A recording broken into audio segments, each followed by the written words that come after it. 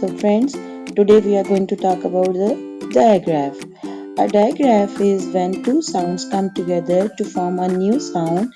This is called a digraph. Like A and N makes a new sound N. And here pan, tan are new words for this digraph. Look here, this is long vowel sound E. And look at the lip formation. This is a digraph E and how it's gonna be pronounced as E.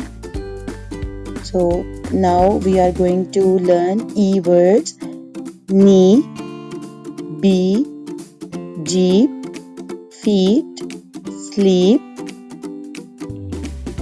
feet, knee, sleep, and wheat, and teeth. You have to take care of your teeth by brushing twice a day. And seed. So friends, hope you like the video. Thanks for watching. If you like the video, like, share and subscribe to my channel. See you again. Bye bye.